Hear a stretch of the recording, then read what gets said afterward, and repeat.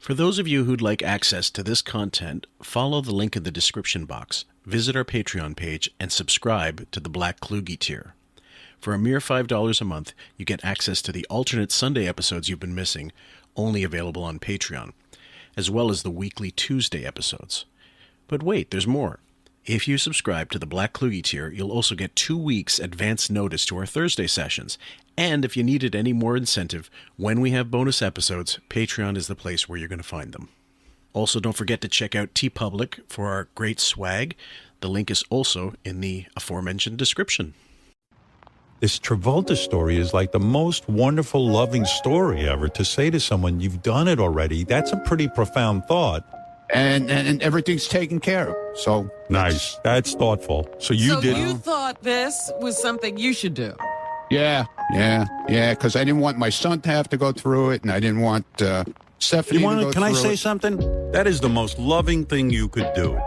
And says, we got to work on your act. He kicks everyone out of the room and says, there are certain things you could be doing. He goes, your jokes are good, but I want to talk to you about owning the stage, your presentation. That is such a loving thing. What a hustle. It really is. And the other thing that I say, it's a romance between you two guys, because the fact that you had an agent before Matt, and then you said to Matt, hey, Matt, I got an agent. Why don't you go talk to him? I want to share him with you. I got to tell you, you might not think that's a big deal. I think that's a big deal. I would be like, fuck Matt Damon. I do not want to. He's pretty good. I don't want to share my agent with him. I want my agent focused on me. I need some separation from this guy. That is the most loving thing you could do for another human being, to say, hey. Really is. And when I think about your early life, I thought that you would be the guy who would be filled with anger and resentment because you lost your mother at 14. I always say this, how are you so kind and loving and not bitter about that experience? I'm a father of 3 daughters. And when my babies were born, I love these, you look at them and I get the chills thinking about how exciting it is, and they're learning and they're growing, and then they start to walk, and you're so in love with your child. What I'm saying is the fact that you were too busy for the kids and other things was not. I wasn't too busy for the kids. I spent lots of time with my kids, but when I needed to. I mean, that's when you wanted to. Right. And what happened? Well, our relationship as a couple fizzled. Where did that come from? Yeah. It happened from, it's just like the saying, you've gone out with guys that, you're the boyfriend before Mr. X, where things for some reason go sour. Yeah, it's because you're not there. I know. Emily called me. She goes, Dad, I talked to the New York Post, and I don't know what happened to this article. Right. And I said, I go, it's all right. I read it. She goes, the headline was that my daughter's afraid to date. Meanwhile, she was just in a relationship. I don't know what. I said, what's that about? She goes, I don't even know. How did they get that? I don't know. But my daughter is fantastic. My 3 daughters are fucking amazing. And I'm very blessed. I have such a great relationship with them. And I really do. And Welcome, ladies and gents, to QF, a podcast about Howard Stern. I'm your host, Fillmore, a.k.a. Jim Fix, and with me back in the fray after many months of silence is Chicago Bob, a.k.a. Bobby Chicago. How are you, sir? I'm good, man. Coming live from Colorado right now. I was going to say, this is a very change of scene, and I thought you had to do some kind of massive commute, but this is how long has it been since the move? I left at the end of I think the end of May or the beginning of June. I can't remember, man. Fucking time. Yeah. So Bobby Colorado doesn't have quite the same ring to it. So we'll keep it. I don't know how long I'll be out here, man. Well, in the meantime, you can't just overnight become an Avalanche fan. I'm not meshing too well in the culture out here, to be honest, but it's a nice break.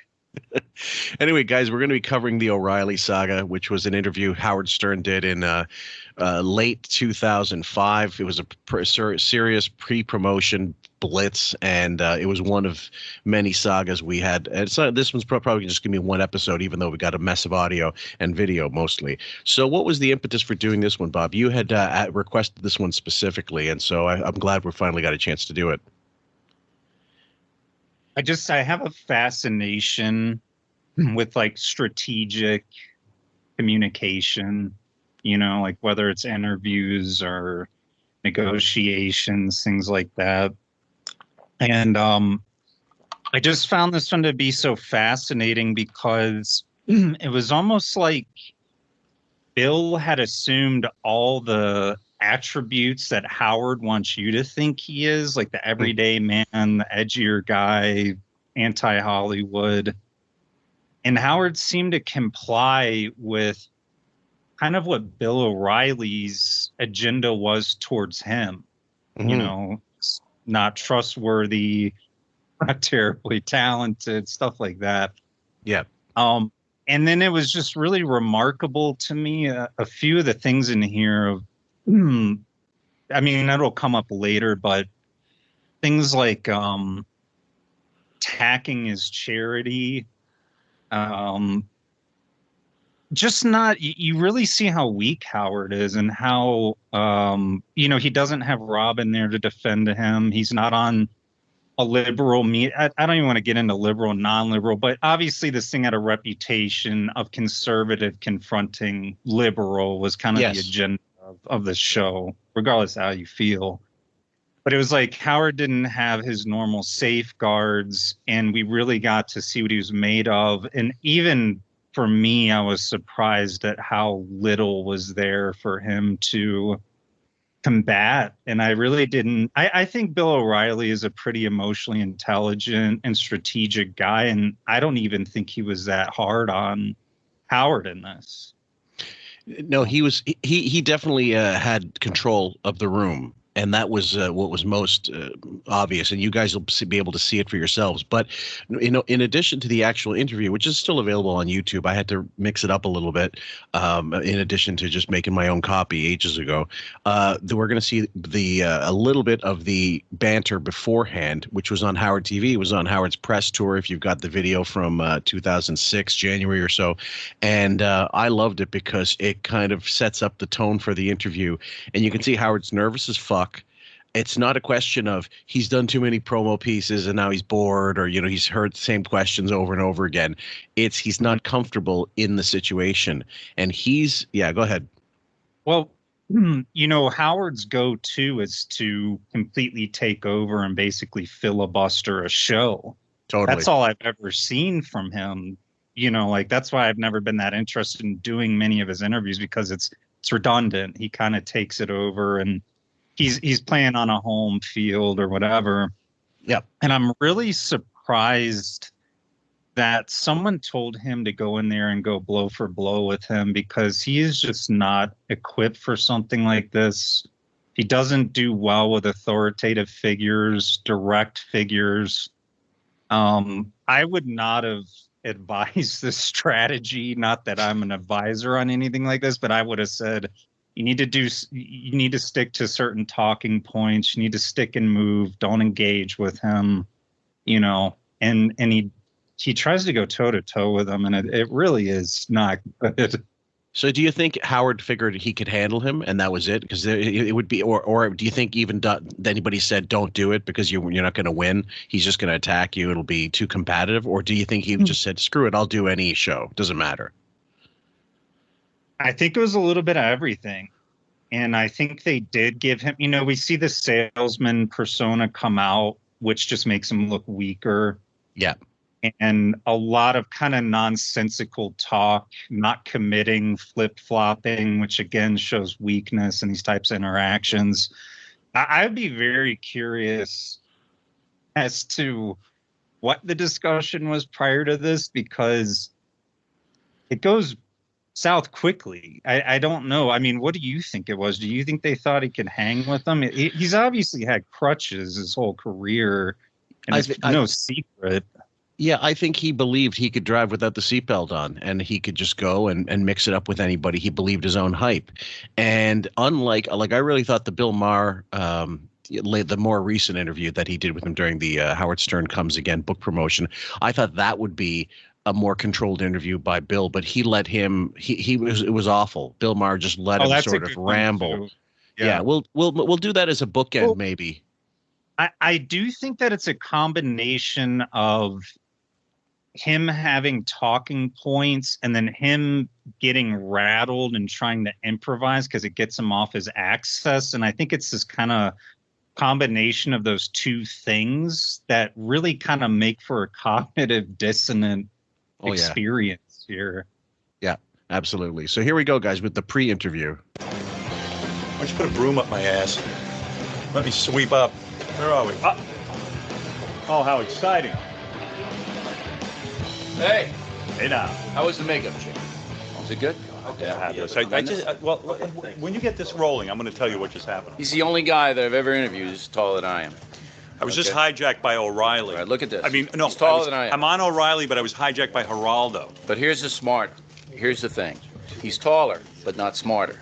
And we're going to... Nobody's as smart as O'Reilly. We're going to demonstrate that. All right, come on, let's do it. Good tease? Why, you got something to do today? Excuse me. I have something to do today. Yeah, That's right. I need to go home, go to sleep, and then I'm taking my daughter out to dinner. Where are you going? Hamptons?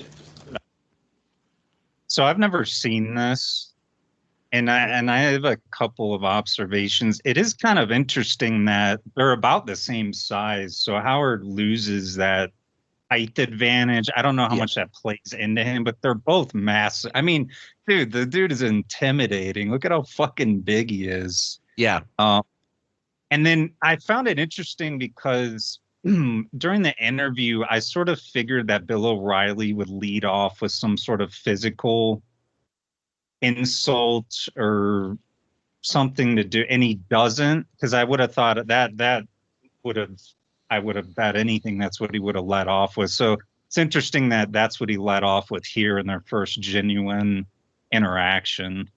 It's again, Howard would not want you to see some of this. I think the Howard TV guys included this, and he said, "All right, well, it's in there now. Screw it, we'll leave it." But it doesn't make him look good, and you guys will see it.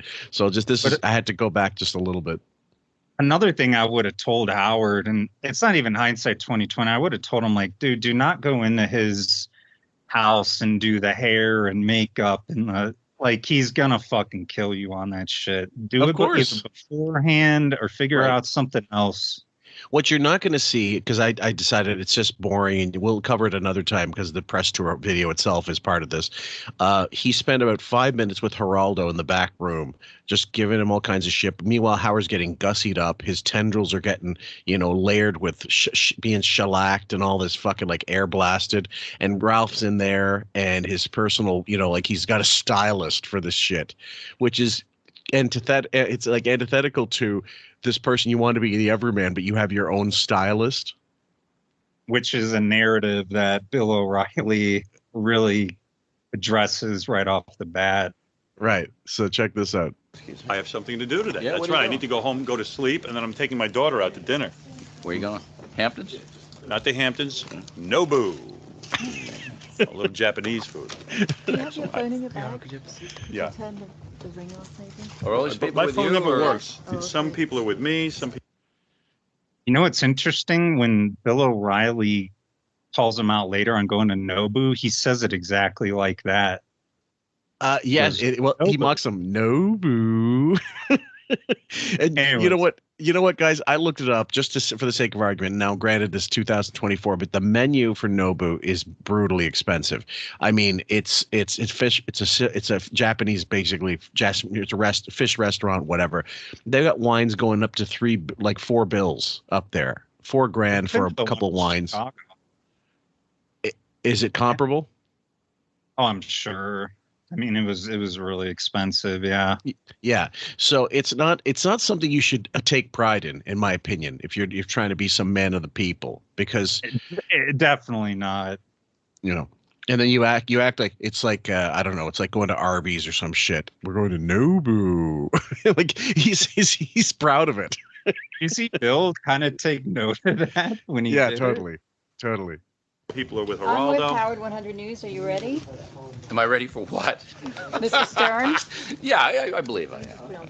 Howard and I are old buds from Boston University. We're terriers. All right. Have fun. I enjoyed it. What'd you think? Yeah, it was a lot of fun. I think Bill was on his game. He was firing away. I liked it.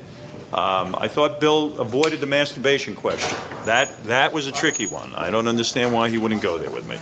But he was a terrific interview and had a good time. He was very, very nice.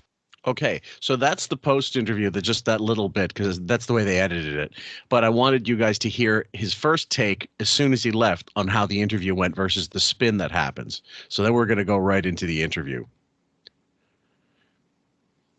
Next, stay with us, and Bill O'Reilly in a personal story segment tonight, a rare interview with Howard Stern. Monetarily speaking, he is the most successful entertainer in the USA after signing a huge contract with a subscription radio service.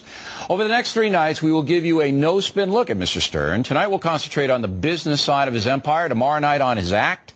And Friday, the toll success is taken on him. Here we go. All right, Stern, you can't be serious, can you? Look at you. $500 million. That's what I have here. I don't believe it, but $500 million. This Sirius operation is going to pay you in 5 years. Is that right? Well, first of all, I'm worth every penny. But is that right? Is it $500 million? It's not exactly right. But it's not, close. I don't talk about my salary. I understand. Because if I try to hire a plumber. I hate that fucking bullshit narrative. But first of all, the first thing he said was, he didn't say no initially. He goes, yeah, I'm worth every penny. So it is correct. And he's trying to obfuscate that. So I thought that this was a little bit of an awkward lead-in from Billo. He's trying to get Howard to justify it, right? He's trying to corner him into justifying, because it's an obscene amount of money. I think today it would be around $800 million. Yeah. And rather than Howard is going, no, denying it, he says, I'm worth every penny. So he complies already with sort of the goal of this. And then here we go into this plumber thing that really doesn't make any sense here. Zero. But, not when you're talking about that when you're talking about a figure like that, it's kind of impossible to do that whole analogy. Yeah. I can't get one to come to my house because they think I'm walking around with $500 million. But this is in the ballpark. $500 million. It's not in the ballpark. I'm not making $500 million, but I'm making a lot of money. Okay. Yeah. But it's you and your operation. You're paying your corporation. Right. You're paying your corporation between 80 and $100 million a year. Listen to you. You are so jealous. That's why you sell all those tchotchkes every night at the end of the show. You want to get that out of the way up top? Okay, so this is Howard's first attempt at taking over the dialogue, right? Yep. He's wanting to direct it to this. And again, I cannot believe that he thought it was a good idea to go after a charity. Yeah, well, of course. But anyways, so this is Howard's first attempt. We're going to see 3 attempts that Howard tries to take over the conversation. You can see how progressively Bill rises in status between the conversation. I'll show you what kind of designates that. So what's interesting here is Bill takes what he says and he gives him the option. So he takes control back.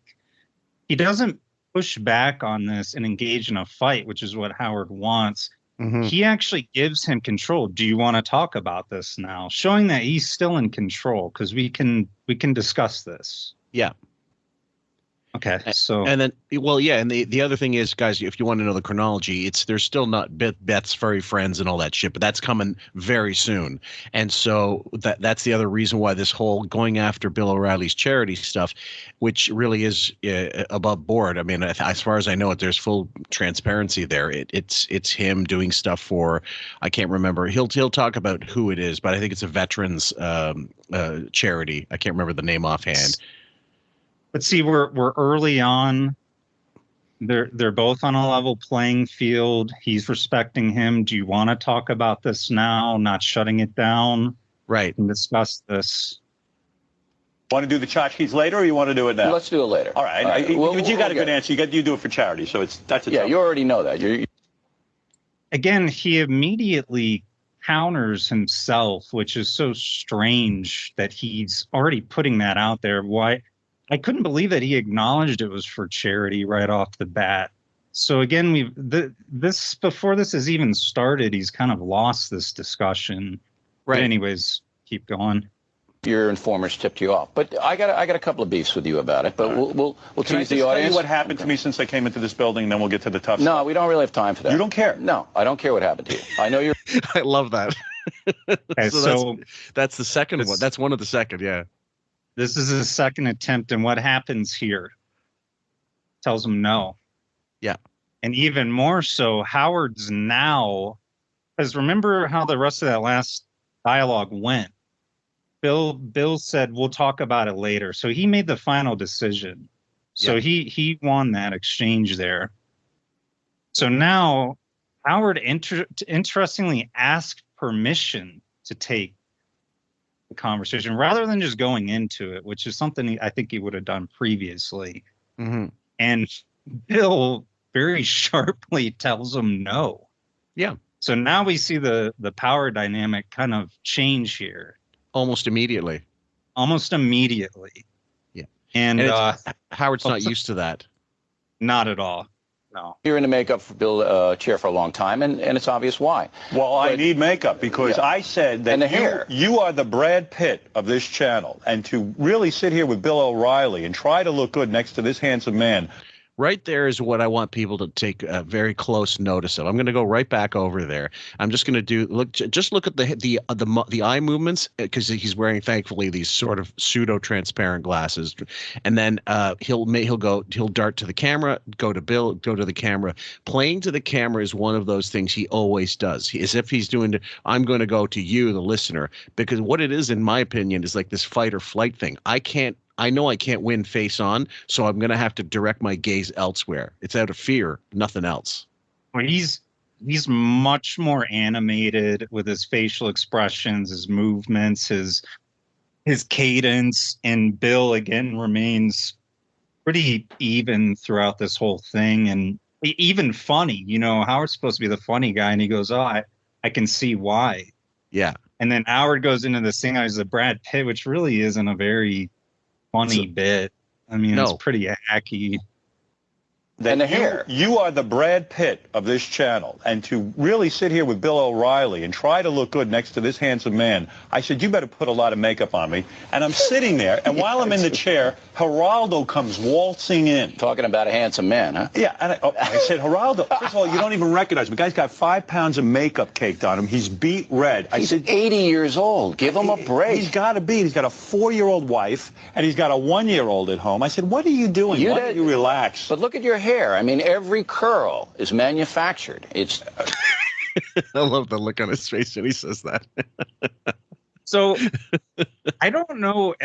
I guess he's trying to deflect here, but he just leverages this brutal attack against Geraldo for no fucking reason, and says he's married to a 4-year-old. Like, it comes off as fucking low.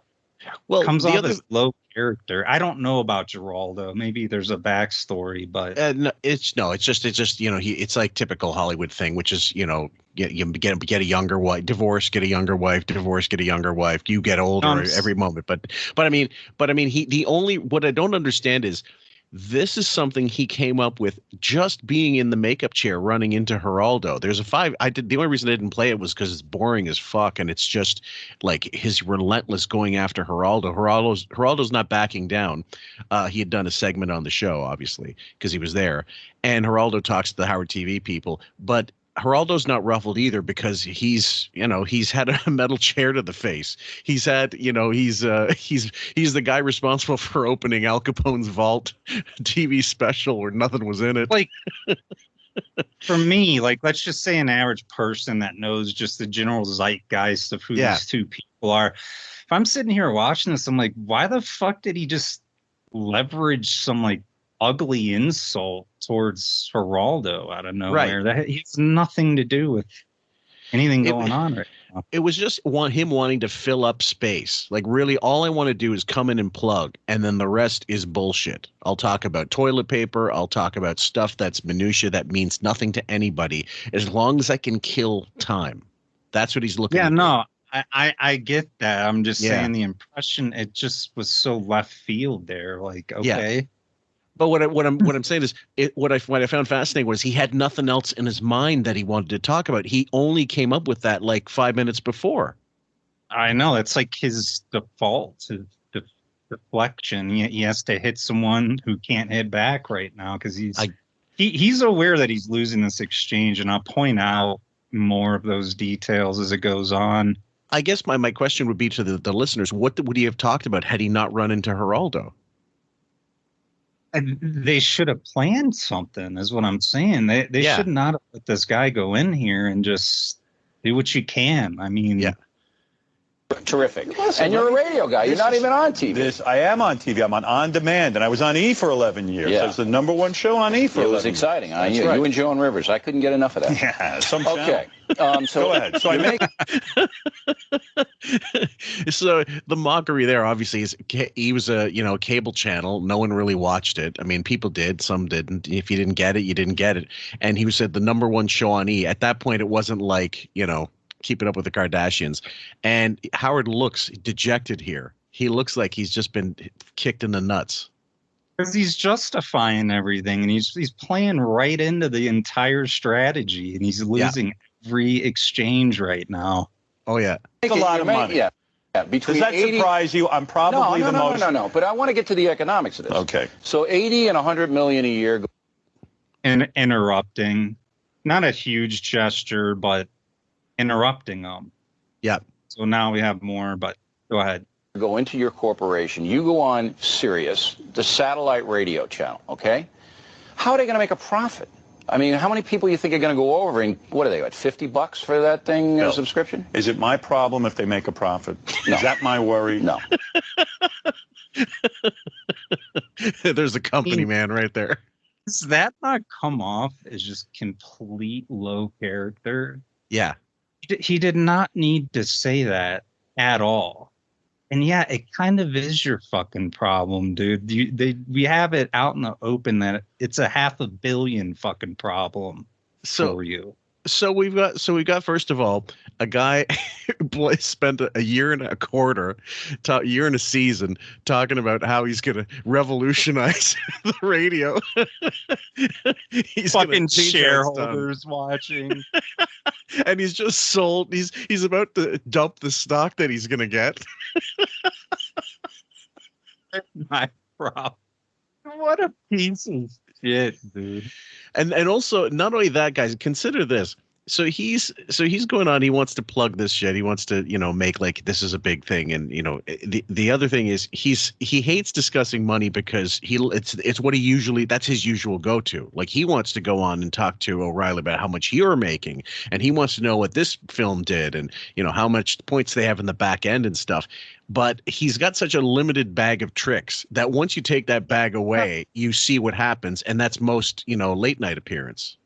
This is what was so fascinating. It's like, dude, there is nothing here. I mean, he cannot operate on the fly at all. It's like short circuits of all of his buttons he can go to. He's insulting a charity. He's saying, I don't give a fuck if they make a profit or not. And then I have audio of him going like, Jay Leno came out and, he's like, he's accepting like a wage reduction, like, why the fuck would you do that? He didn't need to say that. He could have just said, I'll bring in the listeners. He didn't need to go, is that my problem? They paid me to go there and entertain the people, and that's what I'll do, and they shall come. What I've heard so far is that when I got there, they had 600,000 subscribers. And lo and behold, it's been a year later now, and it's been in the news that I'm going to satellite. They are now estimating 3.1 million people have joined. And how much is it a year to get?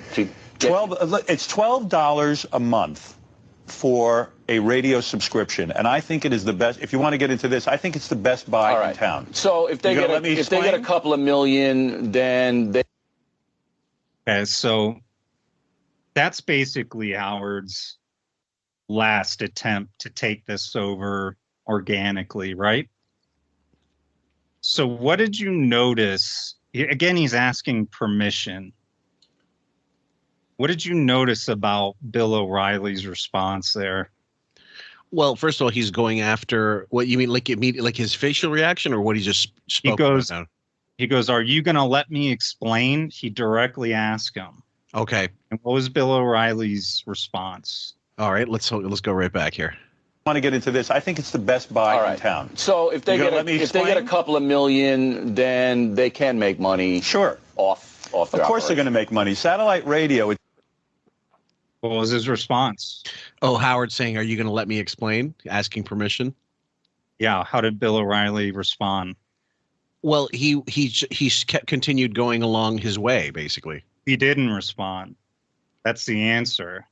That means at this point, it's irrelevant. You're not even listening to what Howard's saying.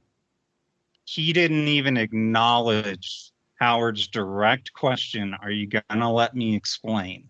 Right. This is my forum. Kept going. Okay. When you have a social dynamic, there's and something like this, when someone who's kind of a higher perceived status doesn't respond, that basically means that they're no longer entertaining any kind of even playing field. It's confirmed in their mind. And it's a much different thing. Like if someone who's of the lower status doesn't respond, it's more of like a insult to them and they just kind of take it. Okay. Bill O'Reilly's carrying on. This whole thing is lost at this point. And Howard knows, especially after that now there's no way I can take this over. And so you'll see what I'll point out what his response is to this. And this for me is kind of the end of the road, the last card someone can pull. And then it just needs to kind of, then the gig is up. The gig is up, essentially. Yeah. He's defeated. It's inevitable because FM and AM radio have been so regulated, so overly commercialized, because the content has been so watered down. Guys like me who make people laugh in the morning and appeal to millions of people, we can't do our act anymore. And guess what's happening? Satellite radio will succeed. We'll see. Much like cable television, which you're on, has succeeded because you can program. But Fox has succeeded, but MSNBC is a disaster. So it's not a lock. But I'm glad you gave me the segue. Trust me, with me, it's a lock. Okay, we'll see. Right. What are you going to do differently? Are you going to like curse every 2 minutes? Is that what you're going to do? No, I think you know better than that. You better calm down. Sit back in your chair and stop getting in my face. I'm relaxed. Because I'll smack you. So this is the last stand here. And this is usually when you've bested somebody is kind of a direct threat. Howard has acknowledged that there's been a battle here. Mm-hmm. He's lost the battle. Now all that's left is a direct threat. Confrontation. And then also Bill O'Reilly's sitting back. I mean, there's not his posture, nothing has changed here, nothing in the dynamic. I mean, his tone is getting more dismissive as it goes on. You see Howard becomes more animated and has more nervous energy. Yeah. But this is kind of Howard's last stand, in my opinion, to take things over as this direct threat, He's also making less direct eye contact, you can tell, Howard. Right. I mean, like it's tough because of the low resolution stuff, but you could see through his eyes, like you see through his glasses. You're like, I can't best him. He's like a Jedi. He's like, that's it. I've realized the chess match is over. Yeah, you better calm down. Oh, sorry. Yeah. Even though O'Reilly's response here again, he even just twisted and further pushes his agenda that Howard's an elitist and they're not in the same category. Yep. Down. Sit back in your chair and stop getting in my face. I'm relaxed. Because I'll smack you around. You know that. That'd be good because my lawyer's Swifty's right over there. I will take you right Hit me and I take a lot of that $100 million. Go ahead, baby. It's all yours. No, but in all seriousness, what was your question again? You see, are you going to curse every 2 minutes? What are you going to do? Here's the deal. I can't do the kind of material I used to do 10 years ago. In 1987, I started getting fined by the FCC. And what happened was all the big corporations I worked for, Viacom, Clear Channel, they bowed to the government. Now, let's clear this up, guys. He didn't get fined. The station got fined. He's making it about himself. I'm the big martyr. Yeah. And also, they didn't challenge. Oh, sorry. Go ahead. He's just not answering the fucking questions. And this is another thing where he comes off as very unmasculine because he's asking him, what are you going to do different?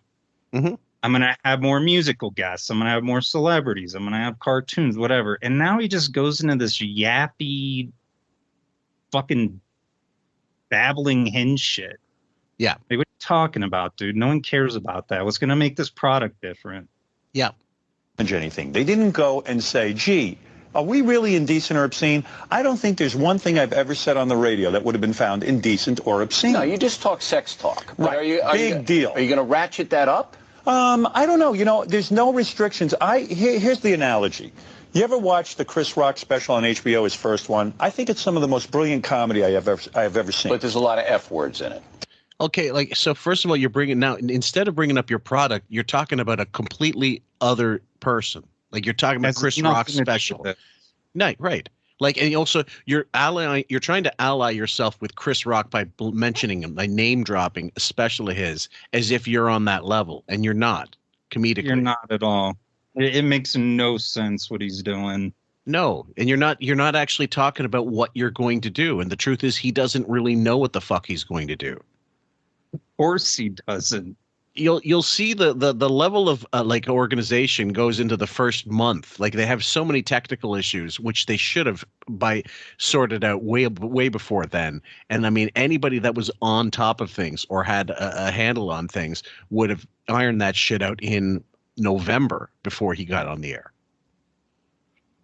There's a lot of language, right. There's a lot of concepts that they couldn't allow on network television. If you took that same special and you put it on NBC television in prime time, they would chop it up and edit it. You can't use the F word. You'd be bored. Forget just the F word. You can't talk about certain aspects of your sex life. You can't talk about certain views that you might have or topics.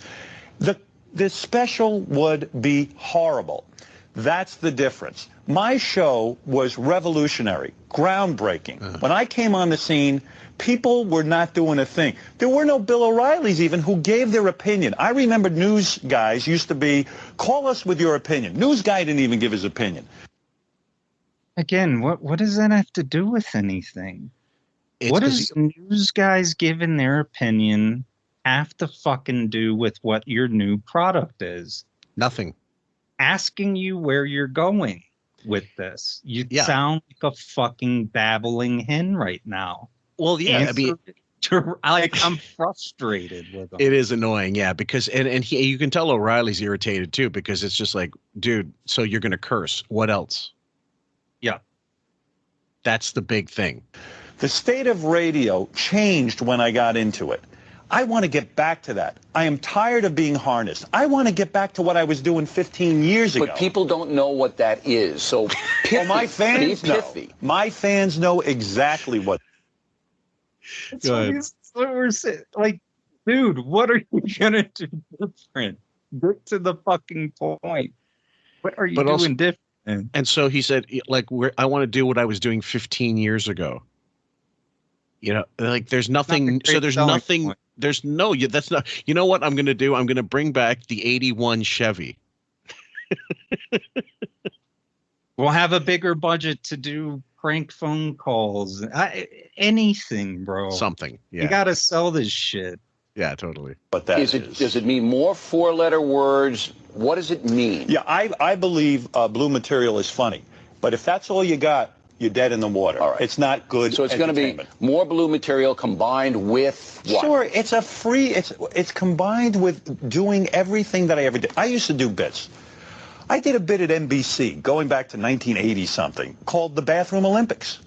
I would run around the studio. I'd have a guest in there. If you were my guest, I'd say, "Hey, let's see who can go to the bathroom. We'll time it." This is revolutionary radio. I mean. Yeah, this doesn't sound interesting, dude. No. This is something I could do at my fucking house with my friend. Right. So this is bathroom Olympics. I still don't get it. Like what? You stand further away from the urinal so you can hit the urinal, as far away for pissing. Like, come on. What is this? Worst fucking example. He can't. He needs his bubble. He needs. Anyways. Well, he needs a script, but if he doesn't have the script, him going off script is the worst thing that can happen. I remember when he said he was doing private parts, right? They were filming one of the first scenes, I guess, and he was just freewheeling and spitting all this shit and say basically Betty Tom said, "Okay, hold on, Junior, what's up with this? You've got a script. Why aren't you? He goes, "No, I'm just going to improv." He goes, No, you're going to learn your fucking lines and you're going to do this the way I say you're going to do this because this is a movie. This is not like there's like thousands of dollars being wasted right here by you and your bullshit because you're too dumb to remember your fucking lines. Well, he's so fucking emotionally based and he's so rattled and he can't just compose himself. He can't effectively communicate. He can't tell a story. He can't find relevant information. It's like his executive function is non-existent. Yeah. And we'll see who can go faster. I can't do that. Now, you might think that's sophomoric. That might not be your type of humor. My audience used to eat that stuff up. Now, if I mention going to the bathroom, the government fines me millions of dollars. Okay. I like bathroom humor. I like fun, man. I like to knock people's socks off. And I can't do it anymore. So we can look forward to more four-letter words in bathroom humor for $12 a month. Listen to me. For $12 a month. Oh, Christ almighty. That's great. Now listen to how poorly he sells this too with the music shit. And O'Reilly, that's not even like a knockout punch, but it's like a jab that's knocked some fucking guy out going backwards. Like he goes bathroom humor and blue language and bathroom humor for $12 a month. He's just repeating it. It's just a bunch of word salad that means fucking nothing. Right. And O'Reilly is not. He's intelligent. He knows that he's won this exchange already, so you can see that even he's more relaxed and he's just letting them carry on. Yeah. Don't be a wise ass. For 12, you're telling me not to be a wise. You're a wise ass because for $12 a month, here's what you get. You'll go out to a video store and rent a movie for $5, and that's one view. You'll pay $12 or $20. Hold it. Don't stop me. I'll smack you around. You'll pay $20 for a CD that you can hear, some music. So here we see Howard get assertive again. Did you see that? Hold it. You're going to let me say this. You see Bill O'Reilly's response? He responds with aggression and he waves him off like a fucking rat. Right. With his back. Go ahead. Go. Yeah. Go. Right. Go ahead, Junior. For $12, you get 2 channels of what I'm doing. You get commercial-free music off the charts. It is tremendous content. All right, got it. I mean, it's not just me for $12 a month. By the way, we just covered it with the CBS lawsuit with Kerry, and he said that when he signed the deal, he had 3 channels. Now it's 2. Pretty soon it's 1. I mean, dude, that was the worst sale I've ever. Sports, news, metal, jazz, unlimited music. He just throws out a fucking example about renting a movie that really went nowhere and then buying a CD. Right, and then we're throwing to commercial. Already people are going, I think I'll stick with free radio. Yeah, I don't want this fucking thing. Yeah. It's the O'Reilly Factor. Thanks for staying with us in Bill O'Reilly in a personal story segment tonight, and this might not be for children. Part 2 of our interview with Howard Stern. As we told you last night, he is now the highest paid entertainer in American history. And his success is based upon a very simple concept. Imagine being an investor in this company and like their key ad set just said that he doesn't really care how they do. It's not his problem. It just cracks me up. Saying whatever pops into his mind, no matter how offensive it is. No, I have not copied that concept. Roll the tape. who's your primary audience? All entertainers, all news programs have a primary audience. Who is your primary audience? You know as well as I do, my primary audience are strippers, hookers, and crack whores. And I love them all. My primary audience is anyone who likes to laugh. I don't. Okay, that first of all, the joke went nowhere. It was like thud. Doesn't land. Moves on quickly from it. Even he knows. Yeah.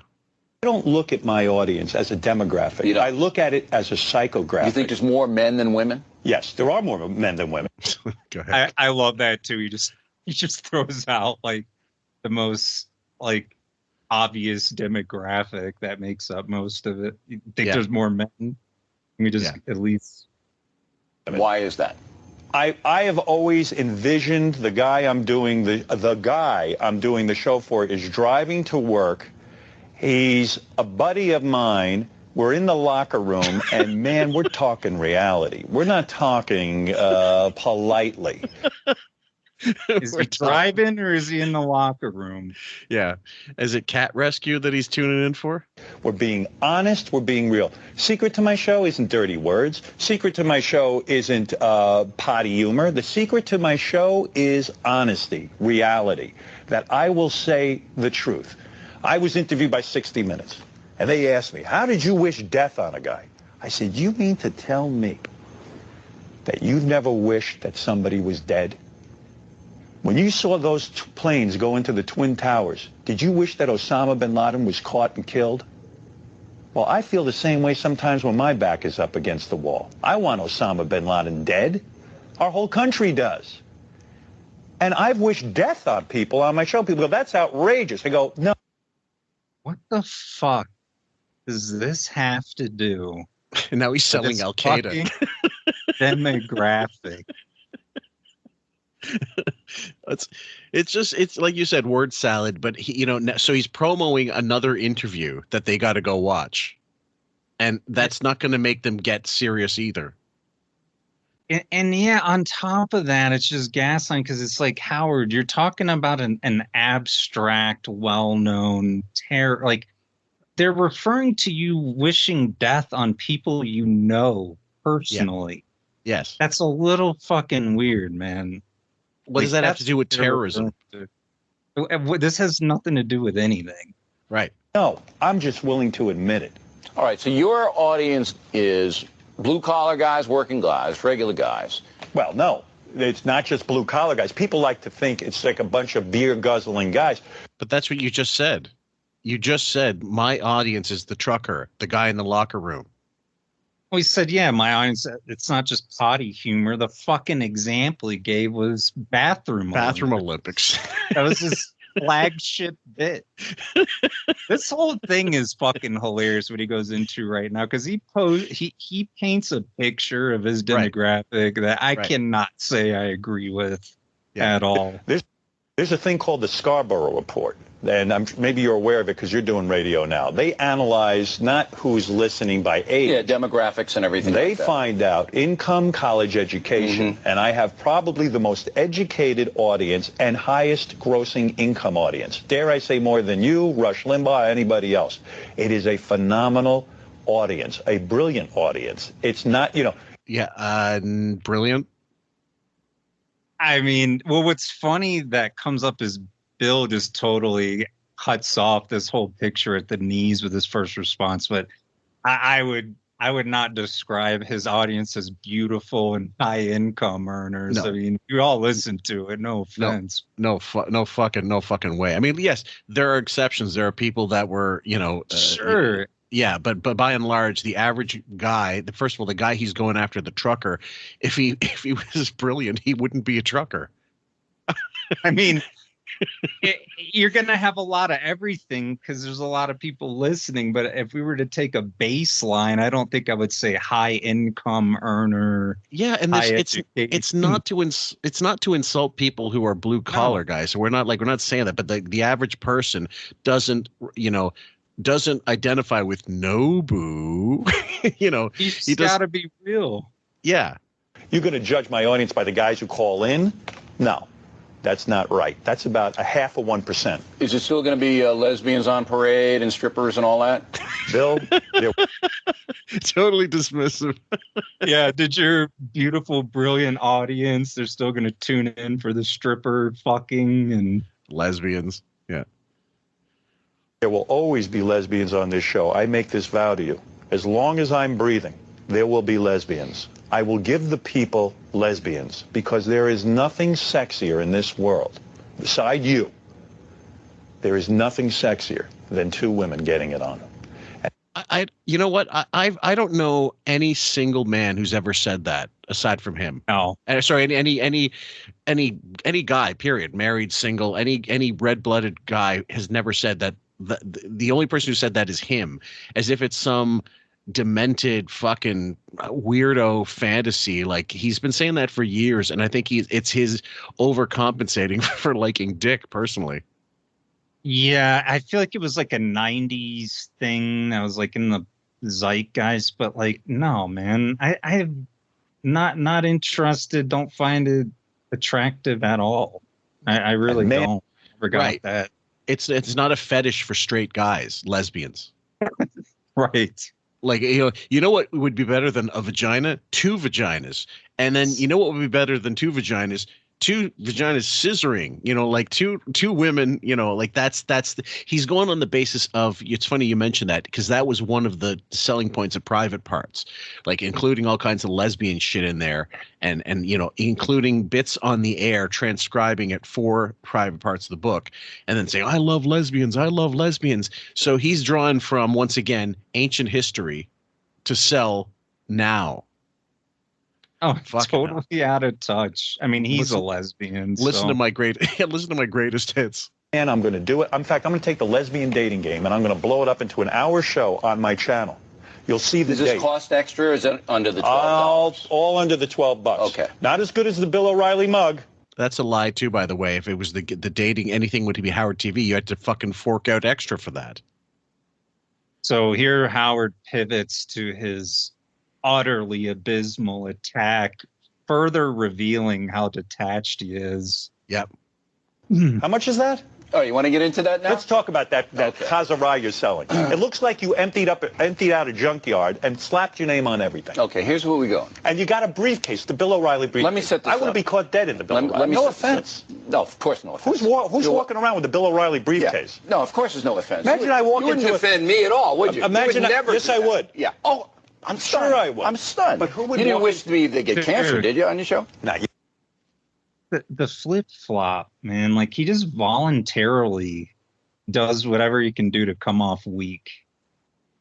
Like, there's nothing in these exchanges. Flip-flopping is just such a sign of weakness, man. He does it right away.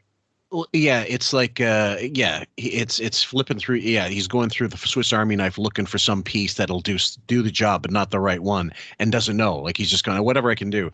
And you're right. It's a sign of him flailing in the dark, like swinging. Like, there's someone attacking me. I can't find him. I don't know where the fuck he is. Let's try this. This stupid motherfucker. Yep. Yeah.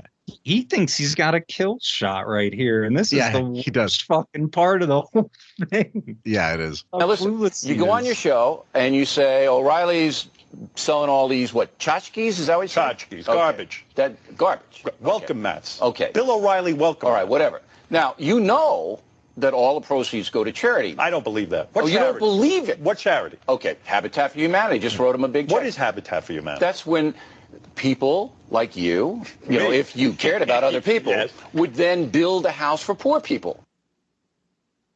Habitat for Humanity has to be one of the most well-known charities, right?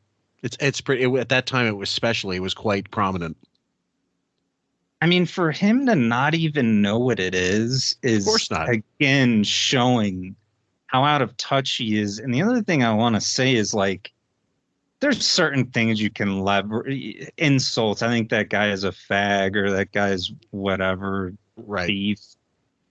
To leverage a claim that someone steals from charities, yeah, and rips on, like, well, dude, isn't that more telling? Isn't that more telling that if he believes that someone's selling you shit in a pretense, to get money for quote unquote charity, but it's really going in your pocket. To me, that foreshadows what the North Shore Animal League shit is for him, like money washing.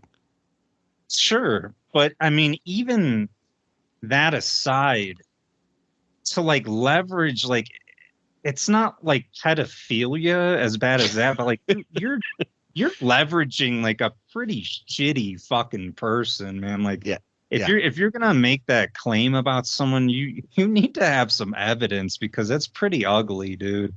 Well, and what's he's always done that. Let's make up something, or let's presume that they're not going to know the difference and just say the most basic bullshit thing, and attacking a charity is one. You're right. You're never really going to win, especially when it's something like that. I mean, there are some charities you could go after, like UNICEF, with a massive, operating budget and CEOs getting way too much than they should. But this isn't that. No, dude, I know all that, and I know how a lot of those are shady. But when you're talking about someone personally, who's personally using their brand, their name, their image, everything to raise money for charity and to imply that they're keeping it.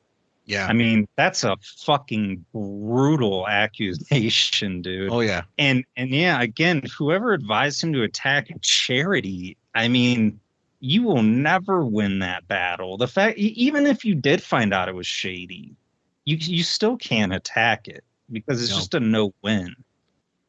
Novel concept. In fact, you know what you you give could 100% of the profits? Yes, everything I get. I wait. You know what you can do, doesn't though? this appeal to your ego? Can't you? You make a lot of money. Can't you donate money to charity? Can't Fox I do News? that anyway. Why this does Fox is extra News? money. Listen.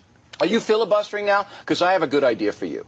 You can Come join outside with me right now. You can join Habitat for Humanity and build houses, Howard Stern, for poor lesbians.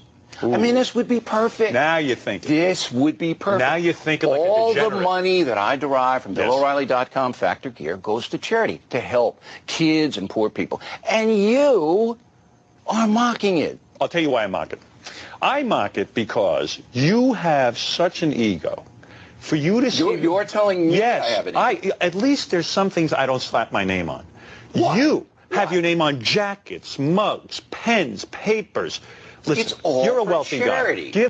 Now, this is the thing. Howard's had it up his ass for, so many things, like these, Jackie. He used to make fun of Jackie all the time for selling paraphernalia, whatever, joke mugs, Joke Master Jr., all that shit.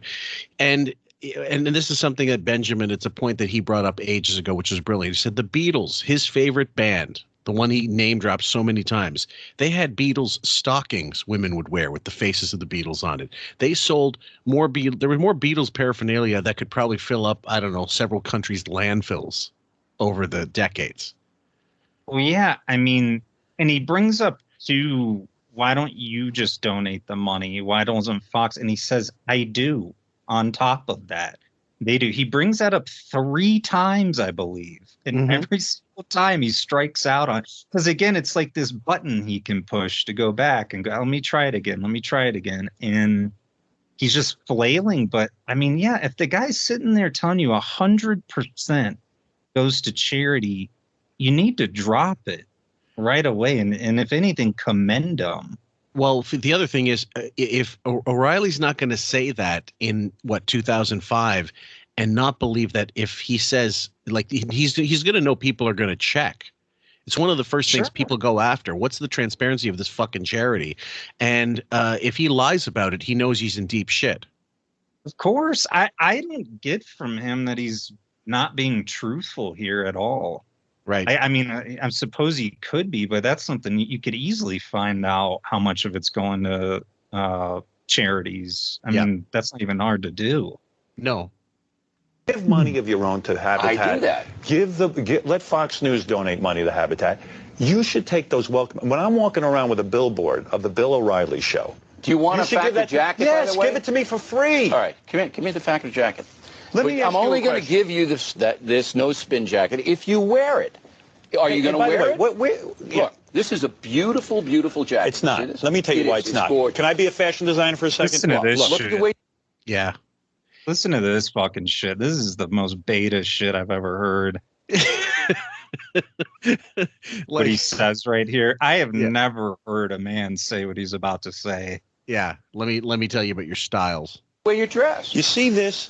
This grabs you around the middle. If a guy's got a gut, this is going to squeeze his fat. This is a terrific garment. Now, are you going to wear it? I'll give it to you. The no spin jacket? Yeah, with the flag, the American flag. You are American, correct? I won't wear it, but I will give it to a track horse. You're not getting it back. No, I'm not having this on some lesbian somewhere. It's not going to happen. But I'm proud of you. You're doing well. Thank you. And I know you're only... So Howard gives up now because he's completely lost. Like, he knows that this went nowhere.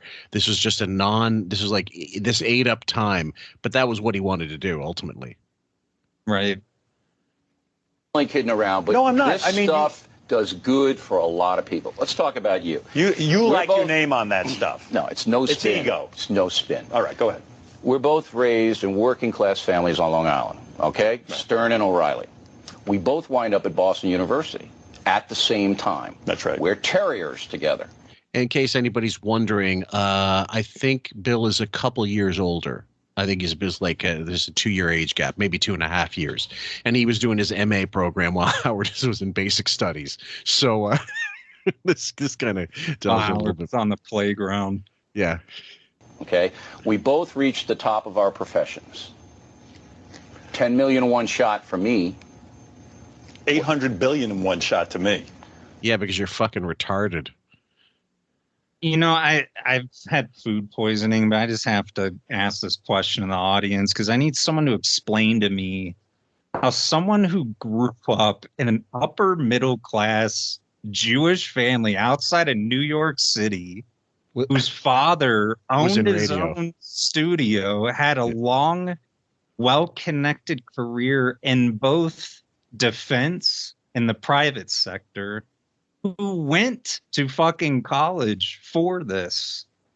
How is that an 8 billion to 1 odd? Like, well, yeah, it makes no sense. He had everything handed to him. We've documented, and that's years now we've documented. And you theorized it was ages ago that Ben Stern absolutely got him in. He opened doors for him, like interviews, gigs, whatever. I'm fucking certain of it, dude. To believe otherwise is just naive. Yeah. I know he's got his stories of struggle, which I fucking hate. I think that's why this kind of pulled it out of me. But it's like, dude, you had almost every advantage you could have possibly have had to get in. Like, Bill O'Reilly had none of that. He had a considerably more disadvantaged time. Not that anybody, not saying either of them were sob stories, but it's like, dude, no, you had everything. Yeah, that's like he'd have you believe. Now, really, I think internally he's probably saying, I was so stupid and I didn't know anything about music. It was 8 billion to 1. Not because I didn't have the opportunities, but because I was too fucking retarded to make the most of these opportunities. Well, maybe he'd admit that, but he says he grew up in radio stations since he was 5. And this, dude, it's a major advantage over someone else trying to get into that fucking field. How did it happen for you? Well, I mean, I had a dream when I was, like Martin Luther King. When I was 5 years old, my dream was to be on the radio and to do something so revolutionary to me. I was like Martin Luther King. This motherfucker just said like Martin Luther King. I had a dream. To do radio. That was my analogy. And he called Bill out on having a fucking ego, dude. Yeah. Make radio. Civil rights, get a job on radio. Same shit. Same fucking stripper Olympics. Same yeah, shit. Howard was taking a fire hose to the head, to get on radio. Up with German Shepherd bites. Yeah, exactly. Go sound real. Some people say our show was the first reality show. And I believe that.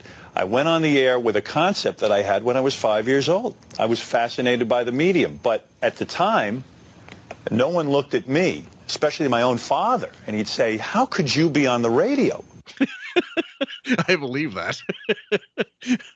Might be true, but to sit there and act like I was fascinated by the medium, dude, you're 5. Everything's fascinating. The radio, cars, fucking sandboxes. Yeah. Well, I love that he said, I had a dream since I was 5.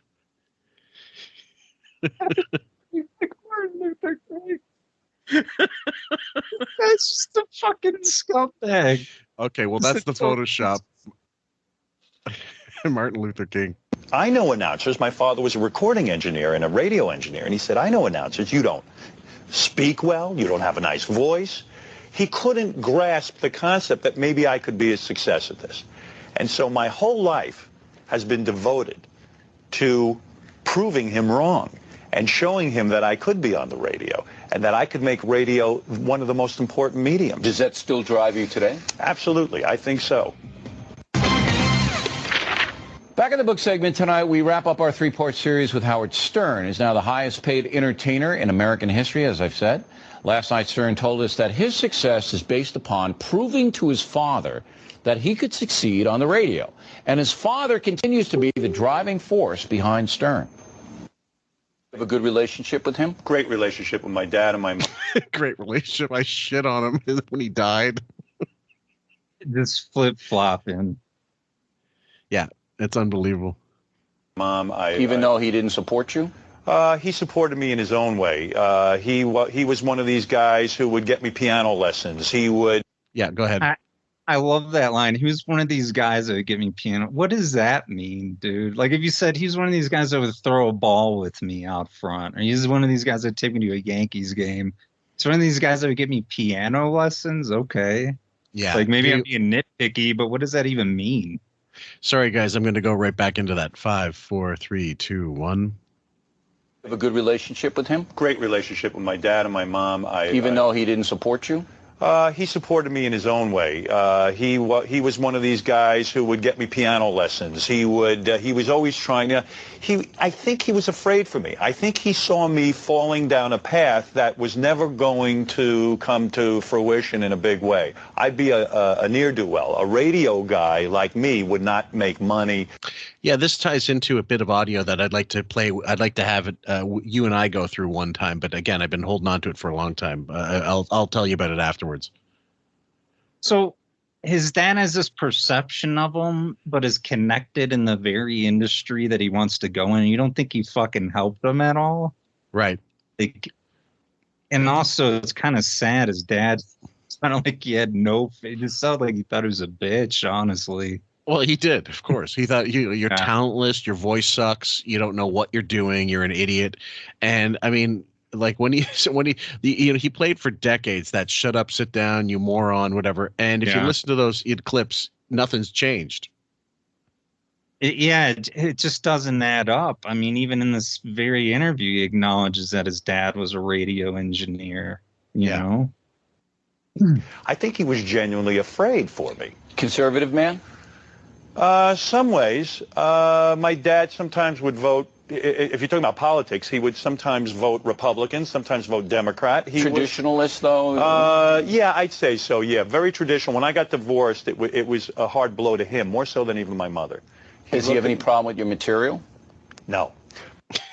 Yeah, he doesn't have any problems with me dressing up like a woman on talk shows, and doesn't care that I throw baloney at strippers' asses. Yeah. Like outside of being a cross-dresser, he was pretty conservative. He was fine. Yeah. I forgot about that. That went over well at Temple. My parents always love humor and mixing it up. This is how we spoke in the house. Not necessarily about sexuality, but they were never uptight about sex. The big bugaboo with me was sex. My mother got me a subscription to Playboy when I was 13. Your mother got Absolutely. it when you were 13? Absolutely. She said to me, I said, Mom, I want a subscription to Playboy. And she said to me, it's a human body. That's pretty progressive for Long Island, isn't it? You're not kidding. She said to me, I want you to know something. The women in Playboy are freaks. She goes, you're not going to meet too many women with those kind of bodies. She said he wasn't going to meet women at all looking like that, Mom. Honestly, that's the least of his worries. I'm kidding. Perception. Said, take a look around you. Those are real women. She goes, but if you want to look at a naked body, I could care less. And you know what? I got the Playboy once or twice, and I think that was the end of it. Yeah, because you were looking at Playgirl. I'm sure that's where it all stopped. He only would go on to have a career just defiling women for decades. Yeah, exactly. You know what I mean? It's not a big deal, sex. Okay. Now, you are a wealthy guy now, and you have a house in the Hamptons and you go to Nobu and all these swell places.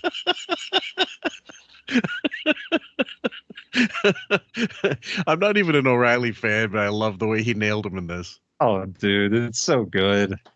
Well, what we've been saying for years that the irony is, he's talking about, the money and stuff. Meanwhile, you made this joke ages ago. I can't remember the show. You said, "Is that the only fucking restaurant he knows?"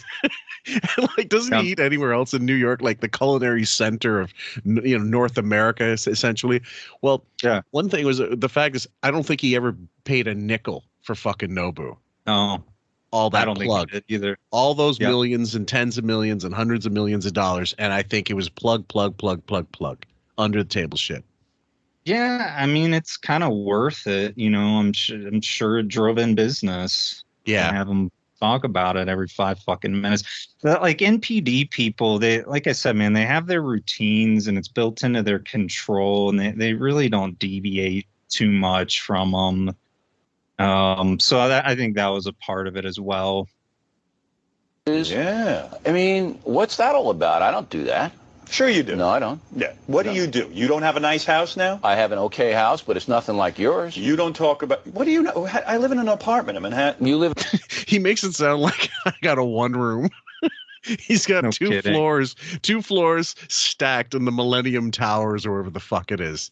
And most expensive fucking real estate on this planet, probably. Right. He's acting like, listen, if you climb this ladder, you can get to the skylight. Jesus. Exposed brick walls. You live in come on, an apartment. You live in a big high rise. It's worth what kind of millions house of dollars. are you living in? I live in a nice house, but it's a regular house. You're telling me you don't have a nice house? I have a regular house. You're going to paint yourself as some bum? I have my car's 5 years old. I live in a regular house. You're living large. What's wrong with that? I didn't say anything was wrong with it. How do you feel about it? Here's my problem with my lifestyle. I'm one of these guys who works so hard that I don't really have the great lifestyle you might imagine. I go to bed at 8 o'clock every night. I just talked about going to Nobu. I hate this narrative. I go to bed at 8 o'clock. Yeah, dude, I go to bed at 9. That's what time I go to bed now because of my work. Yeah, it's not a big deal, dude. That's not like if you were saying something crazy, like I have to go to sleep at 3:30 in the afternoon so I can wake up at 2 a.m. That's crazy. Going to bed at 9 or 8, it's not that fucking crazy, dude. No, not with his lifestyle. So I don't go out during the week at all. We cook at home and we eat and we go to bed. Friday and Saturday night, no matter how broke I was, I made $96 a week for a real long time. Fuck off. Like 6 months. Part-time work. She's just describing an average person's life. We cook at home during the week. Most people do. Well, they don't cook and they don't actually cook and they don't eat. Oh, I know. He's fucking lying. Yeah. And on top, like the $96 a week thing makes me laugh every time because he makes it sound as if it was last week. Oh, I know. It was from like what, the 60s or 70s when that's the equivalent of like $1,400 or something. Yeah, like the inflation rate, like back then, he never brings it up as if he always brings it up as if to say it was a paper route, and it was double the minimum wage at the time. Sure. And it was part-time. It was part-time hours, so he was getting. He's neglecting to mention this. Oh, I know. I know he's been called out on that too. Yeah. I would always find a place to go, whether it was McDonald's or Nobu. It depends on what you can afford. Now you're going to Nobu. Yeah, I love the swells. Yeah, but that doesn't make a difference to me. Do you like to hang out with these pinhead movie stars? I mean, you like these people? There's some movie stars.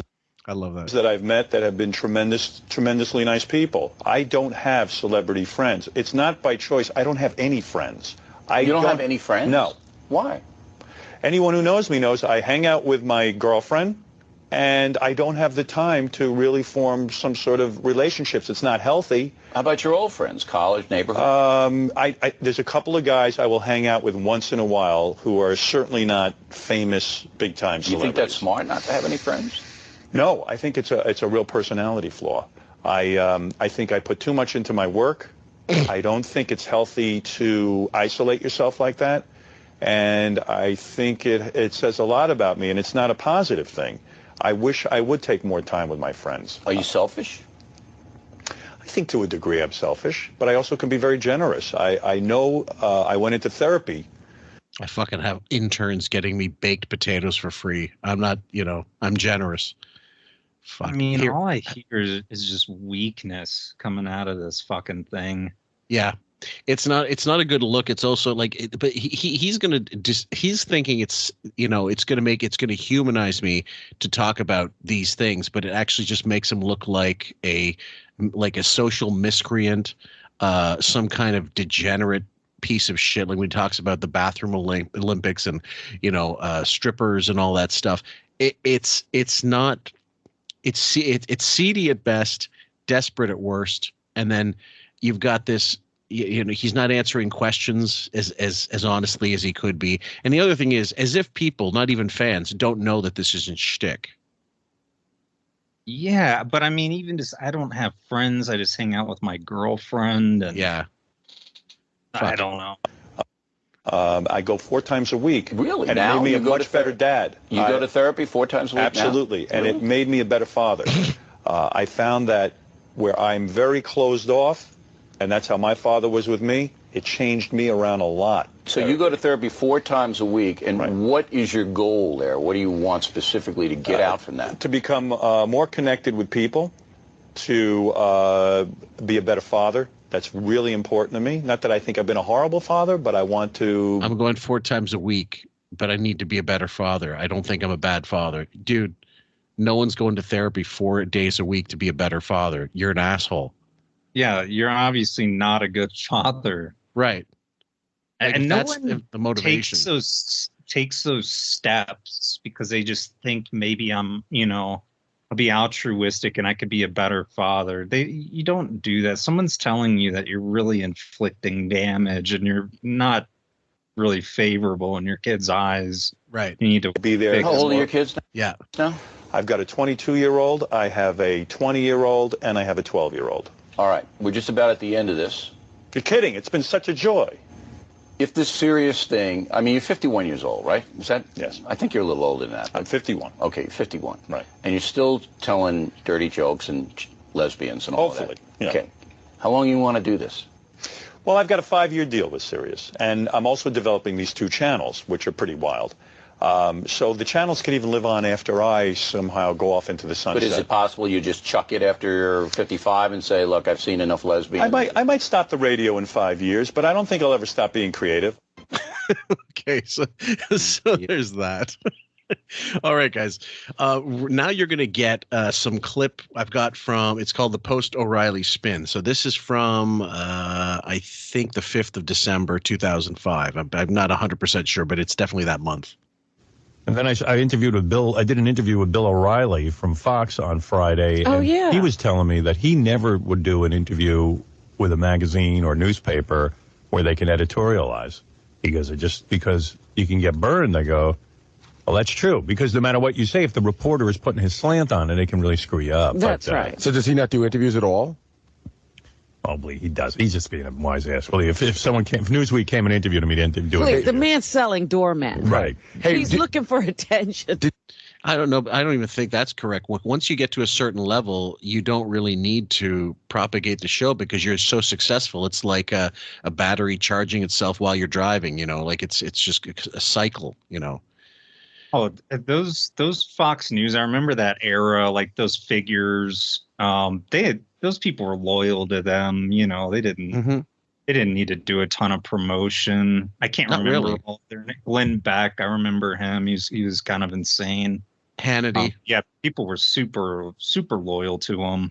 Yeah. And also why, we got to completely go off what he's saying. There's no record or any of this. Yeah, he'd be making this whole thing up right now, which he probably is. Yeah. Did you get to do the interview the way that you wanted to do the interview? I got to tell you something. I don't know when Bill O'Reilly is airing the interview I did with him. I know Katie Couric is airing hers Tuesday and Wednesday. Is that right? This week, tomorrow and Wednesday. But I really had a good interview. It was really weird. I got over. This is great, too, because of our TV channel.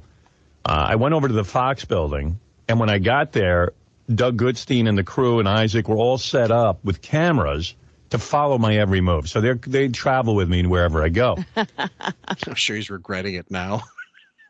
Jesus Christ. Those tendrils. And I was really glad the camera was there because we're going to put this on demand on the TV channel.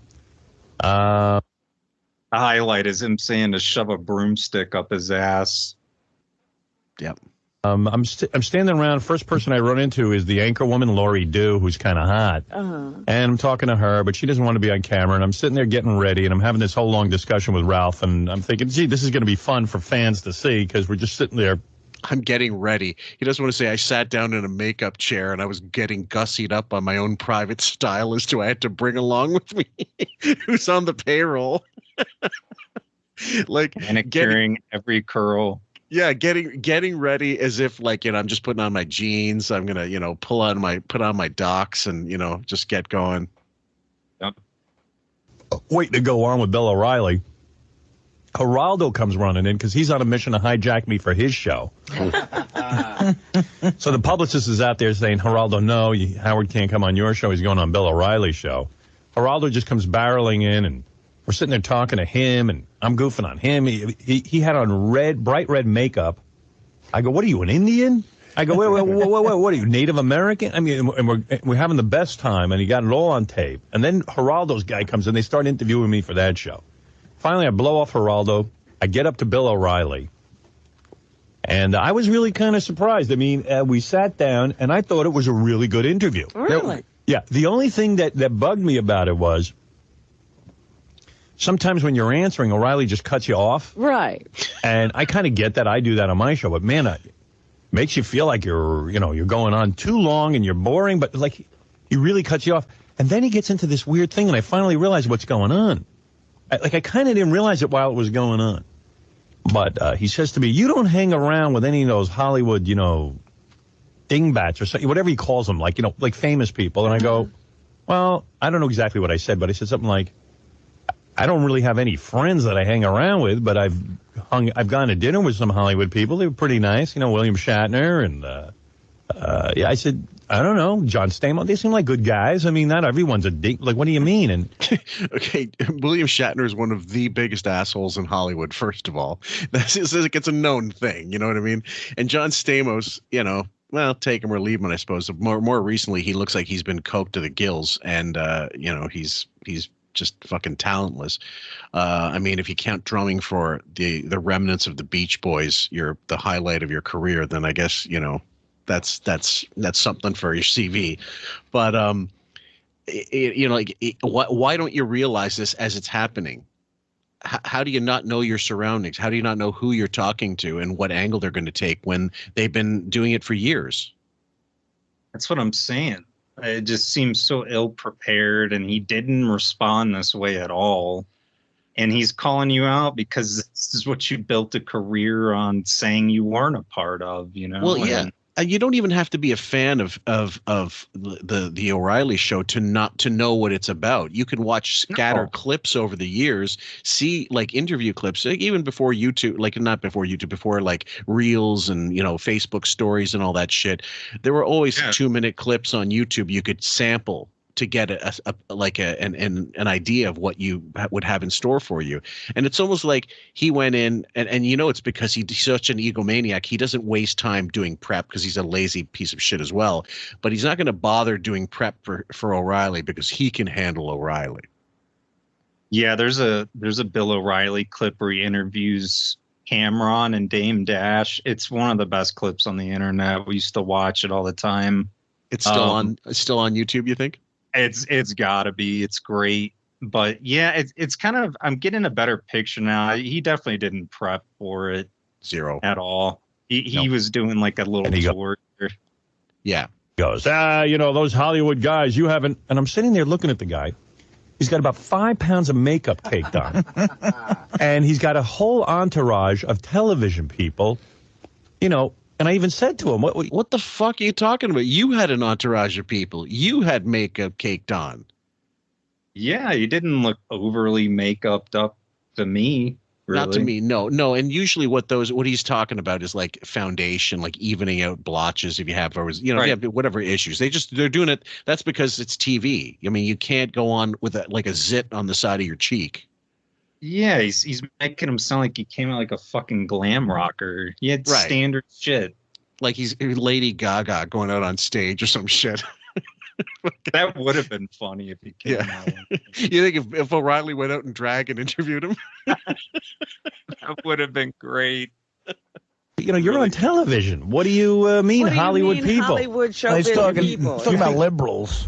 Right. I don't even know what he's talking about. That's what he means. I'm with Artie. Whatever. So I go. No, I think he means people who won't hang around with him. Parties he can't get in. You mean everybody? Wait a second. Let me finish the story. So then he says something about, he goes, and you go to Nobu. I go, yeah. And he goes, and you have a really nice house. And I said, yes, I have a nice house. He goes, and you. No, you said I got an apartment. You're trying to downplay it, shithead. You spun it. Yeah. It's not at all what happened. That's why we got to play these clips, guys. You go to Nobu and you're, and I go, well, don't you ever go to a nice restaurant? He goes, no, never. Wait, you got to just listen to this story. Crazy. Just listen to this story. He goes, no, never. I go, you mean, and all the money you're making, you don't have a nice house? He goes, no, a very regular house. No, he said, if I recall correctly, he said, I have an okay house. So he said, I have a nice house, but it's just a regular house. And then there was never a discussion about him going to nice restaurants. Yeah, he never discussed restaurant. He said, I have a 5-year-old car. Yeah, and people, honestly, people saying that, again, that's something that easily could be fucking disproven by someone, in the know, in the business, people in the restaurant, if they heard this, they saw this interview, they go, dude, he changes cars like we change underwear. That's bullshit. Sure. Yeah.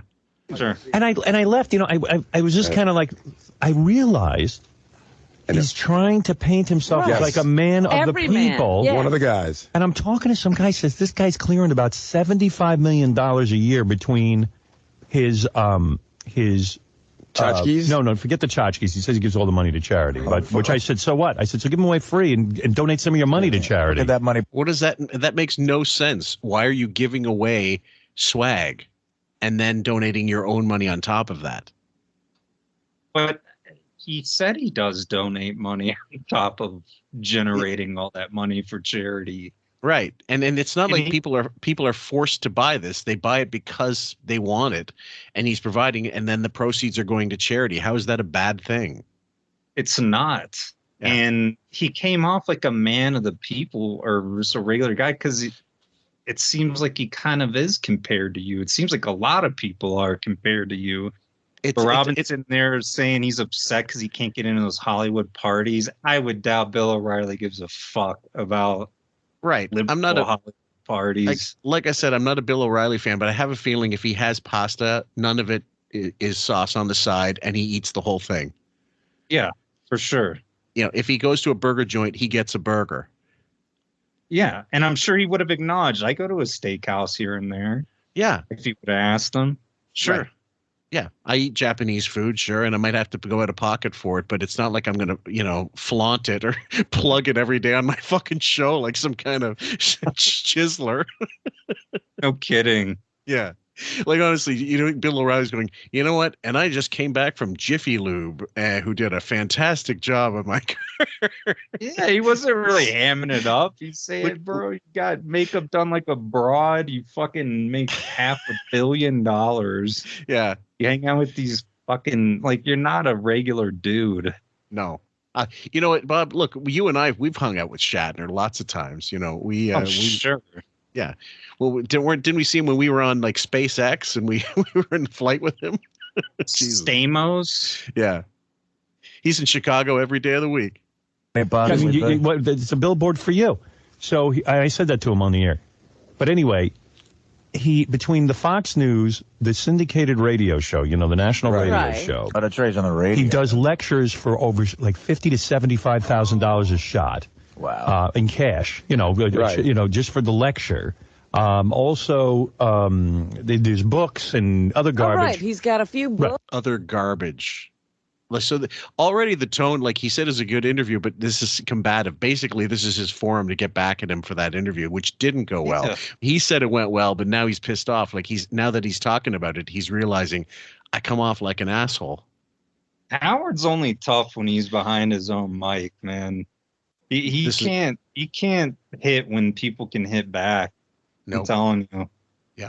So it's Len and I just cut an episode, the Andy Dick episode. It just came out. I don't know if you've heard it, and we were just asking ourselves, like, why was he so vicious towards Andy Dick, who basically called him outright. The quote was, called him a hook-nosed Jew, and constantly, again and again, right? That rant.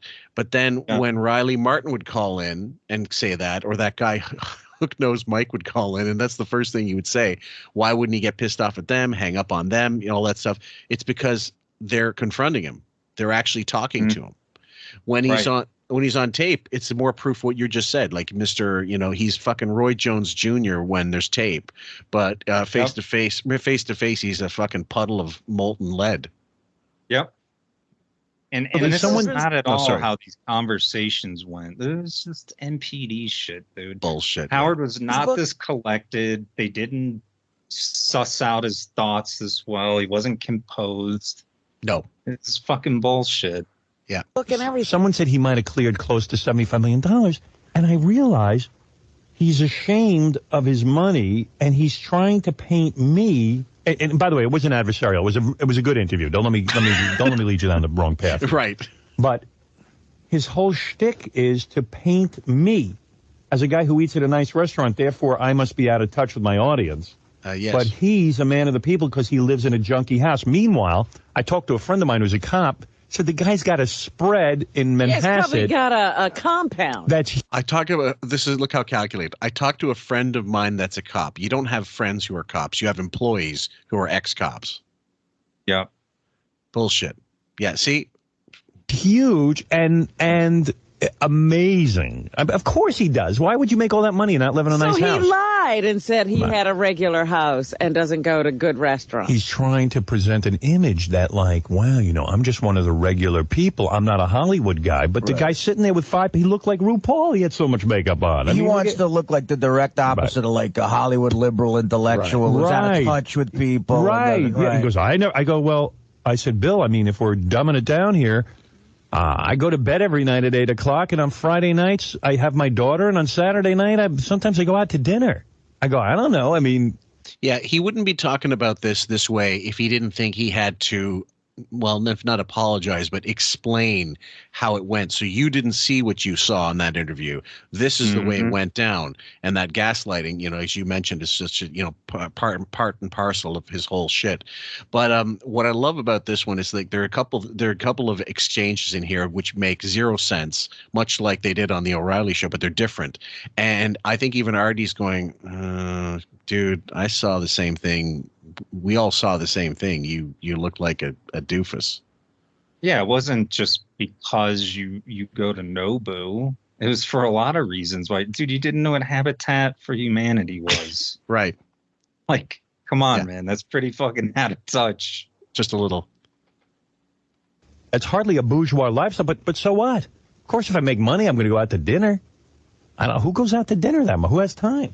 But is going out to dinner like you're out of touch with your audience? Oh, if you go to Nobu. Meanwhile, the kicker is this cat, I've seen him at Knick games in the second row running around. You got front row free fucking tickets. You go all the time. This is what you're going to throw in his face? He's saying I see him going to Knick games? Right. So fucking what? Yeah, exactly. I'm sure that's a regular guy. Evidently, he's on the whole party. So he shows up at everything. Everyone's. I'm going, wow. And by the way, that's that whole. Yeah, I love people with an image because the truth isn't good enough. By the way, this was about 3 seconds of the entire interview, and the entire interview was actually quite good. And I actually, see it. I actually liked the Bill O'Reilly interview a lot. But you're talking about exactly why I object to Bill O'Reilly. Right. Because he pretends he's something he's not. All right, I got 2 questions for you. First of all, what'd you wear to the interview? To O'Reilly? Yeah. I don't even remember. Like a shirt and... So you were going to do a bit where you were going to... I was going to bring... First of all... I don't remember what I wore. This is a guy obsessed. He was in a fucking makeup chair getting his tendrils checked. He knows exactly what he wore. He's going to act like, oh, I don't know, I just threw something on. He spent weeks planning what he was going to wear. I don't know, some open-chested faggy little number. I can't remember. I left it to our new company. I said... Can you guys grab a bunch of the O'Reilly junk? Nobody could get it, so okay. they couldn't get it. But you know what? It turned out fine because I asked him about the junk. And I said, I know you give the money to charity. I said, but it's... Do you know that for sure? I questioned him on camera. Okay, I said, okay, what charities? All right, and, good, all right. good. If he's lying, But then you're let's right. lie. Why does he need junk to support Yeah. charities? I said, he you're... can give him his salary. I said, What a bunch of assholes. What does it matter how he's generating money? And why are you calling it junk? The optics are so fucking bad. If he's selling fentanyl to raise money for charity, sure, that's fucked up. But right. I don't care how he's getting money. He's selling fetuses. He's selling the same shit everybody else does, and it's going to a good cause, dude. Bumper stickers, books, jacks, like T-shirts, probably hoodies, cup, mugs, Same that kind of shit. Oh, yeah, coffee mugs, all that shit. Exactly. You're a wealthy man. Fox News makes a fortune. The whole Fox Corporation.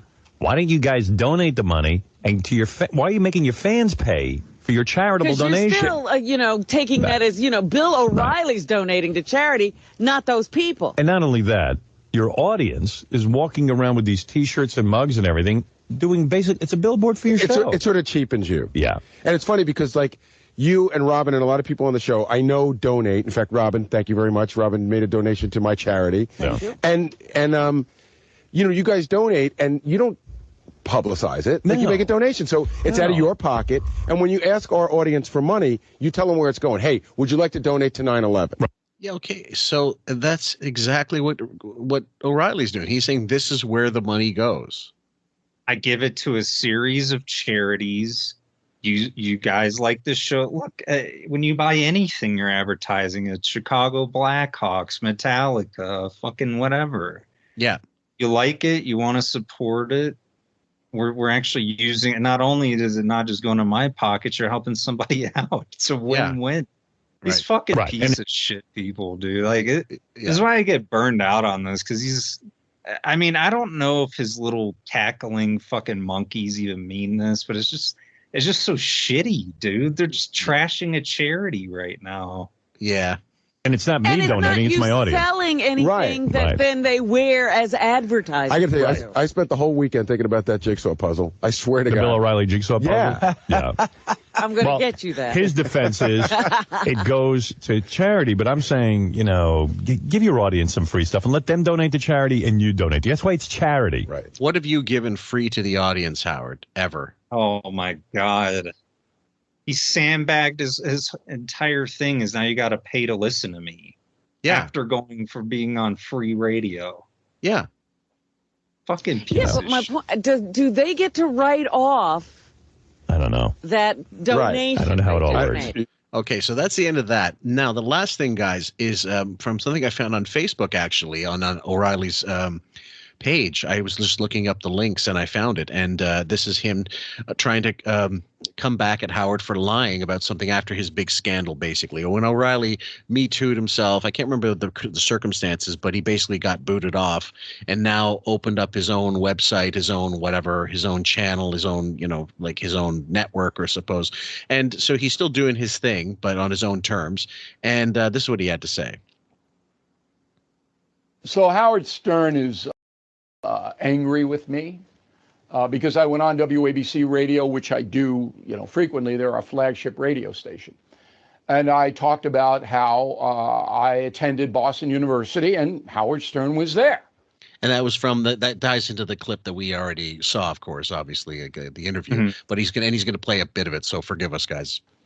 Okay, and I knew who he was because he was the only guy in the school of communication who was taller than me, and he had an afro. Okay, so Stern tells his audience yesterday, I'm going to play you the clip in a minute, but put his picture up there. The reason I said he had a fro is because he had a fro. There it is. Okay? Now, he says he didn't have it, that he had long, stringy hair with a ponytail, but there's the graduation picture, Howard. Now, he gets on the air yesterday, and he rips me up. Go. And he started in again about how he knew me at Boston University, which is just a total lie. Why do you even come up? You're not friends with him. You don't know him. I Why don't is he know the talking guy. about it? You. I don't know. Howard. So on December 8th, 2005, Mr. Stern appeared on The Factor. Go. We're both raised in working class families on Long Island, okay? Stern and O'Reilly. We both wind up at Boston University at the same time. That's right. We're terriers together, okay? We both reached the top of our professions. 10 million in one shot for me. 800 billion in one shot to me. Now, why am I bothering with this? This kind of stuff gets on social media. All right, Stern attacks O'Reilly, Stern calls O'Reilly a liar, and all of that. And then it gets into the record. Okay? People believe this.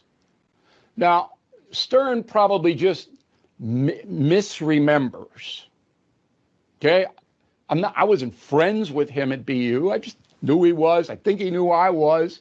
So I was a big columnist for the newspaper there. But it didn't matter. He acknowledged that he knew we were there together. And then on his program yesterday, he goes, I don't know the guy. Ah. Okay, so like this isn't really crucial to the whole piece of the puzzle, guys, but it's just more bullshit obfuscating later on in the history between the two of them. And I thought it might be funny to put it in there because you know, I had no idea that this video existed until yesterday, actually. So you know, kudos to Bill for calling him out for more bullshit after the fact. And literally, like, yeah, you were face to face with Bill, and he says we were there. That was the perfect time to say, I don't remember you. Yeah, again, it's Howard's just complete dreamlike interpretation of reality that just fits his narrative, and you just can't believe anything they say. Yeah, absolutely. And so, guys, that's going to be the last of it because I'm not. There's only like 10 seconds, 30 seconds more, and it's not really worth it. But we want to thank you guys for tuning into this one and sticking with QF. Bob, thank you for coming back for this one. I know you wanted to do this. This was on the plate for a while, and I hope we did it as good justice as you would have liked. And also, I'd like to ask if you'd like to give a dedication. We're doing songs at the end of episodes now. If it doesn't get on the YouTube channel, then it'll go on Patreon, their Patreon version. So any song you'd like to hear play this episode out? Probably nothing any of our fans would want to hear. I'll defer to you on that. Okay, fair enough. Any shout outs you want to give? No, I hope it went over well. You know, I'm getting over food poisoning right now, but I hope you learned something and it was entertaining. Thanks, guys, for tuning in, and we'll see you on the next one. Hope you had to enjoy this one, and take care. We love you. Hey, you know what? That picture of Diana DeGarmo and you was good. You can't see the rifle someone has on her. Yeah, whatever. They're out of the frame, huh? Good framing. All right, Eric. We'll let the record note that you, in fact, are not stalking Diana DeGarmo. We got it.